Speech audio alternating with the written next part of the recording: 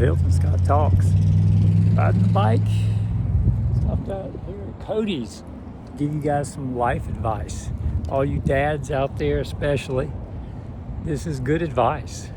I lived it for years. Picture this. Got the little one, first trip to Disney.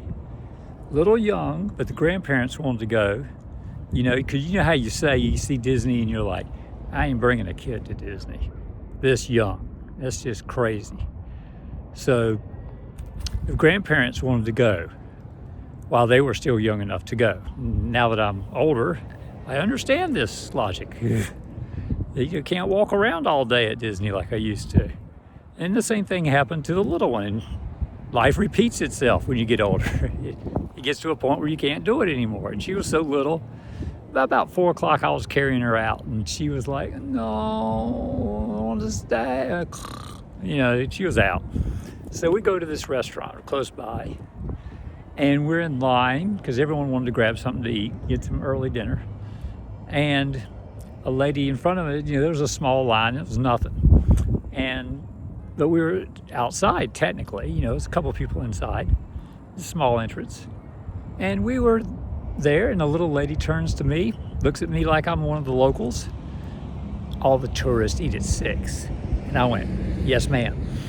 And I thought about it. I was like, damn, we got seated right away, we ate right away, we were happy right away, and off we went. And years later, when I was working all the time, 5-6 days a week, my wife said, where do you want to go for your birthday? I said, I want to go out Sunday about 4:30, maybe to Outback or someplace, get my Alice Springs chicken, and I'll be good. You want to wait till Sunday? Or this Sunday, you know, we can do it this Sunday, we can do it next Sunday. And she said, well, why don't we do it on your birthday? I said, because I'm tired. My birthday's the middle of the week, tired. We can have a cake, open some presents, but, you know, I don't want to go out to dinner and do all that stuff. I have to work. You know, by the time I get home, it's going to be a little late. So that was my life, you know. And even now, and it took years to get my wife on board. I mean, you know, Valentine's Day, she wanted to go out with every other fool on Valentine's Day.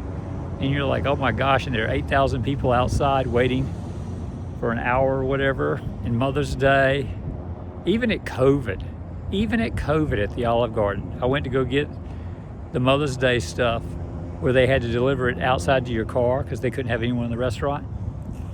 Mother's Day, I was there probably an hour in this giant line at 2:30 for dinner, 3 o'clock, something like that. It was early. Whatever the earliest is, that's where I was.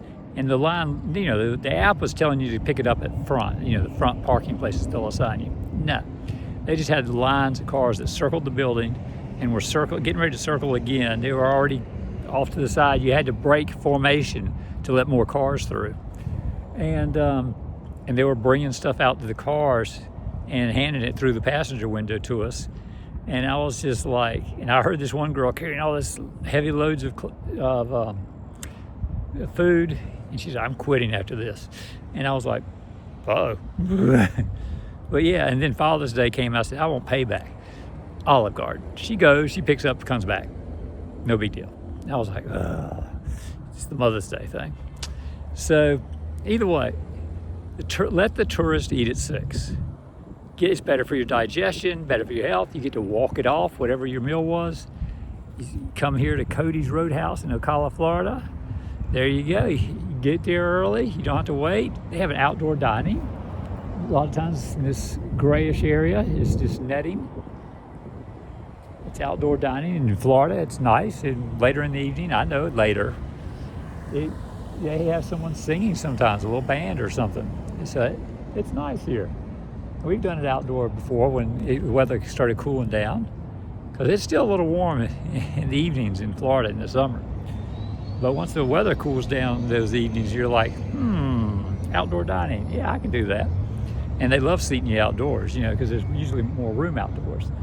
So that's another trick. But yeah, if it's a reservation place, make the reservation early. Get there, improve your digestion, get it over with, go to the mall, shop, or wherever you shop. You know, walk around, get you an ice cream, you know, to get you a treat. Instead of getting it at the restaurant, you know, go out someplace and get something. you know, a little treat, a little something. So, or a coffee drink or something. You know what I'm saying. Let the tourist eat at 6. That's the message. Okay? All right, dads, and I know you can do this. It takes years to push it through, but start with your stuff. And then the anniversaries and the engagement anniversaries and every excuse in the world to go out to dinner. All that good stuff. Payday, Friday, when everyone's wanting to go eat. But we came here one payday and did the outdoor thing, and we got in quick. It was easy. So the outdoors is the other secret.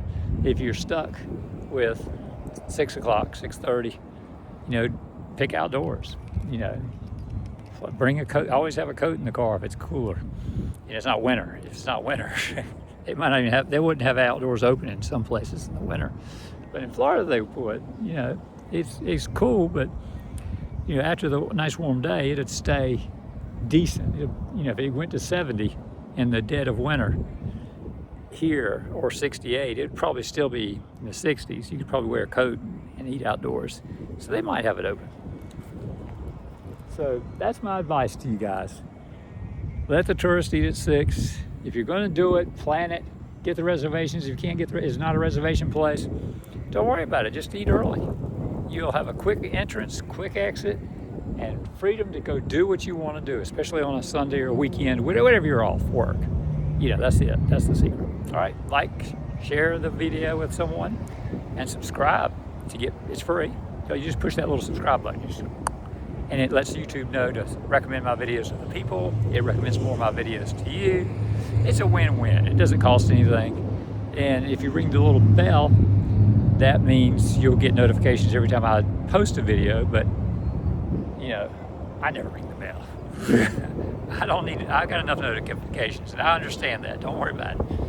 But subscribing helps. The thumbs up helps. Pushing the thumbs up button helps YouTube know. Recommend this guy's video to more people, and that helps. That helps. All right. All righty. Thank you. Scott Hilton out. Bye.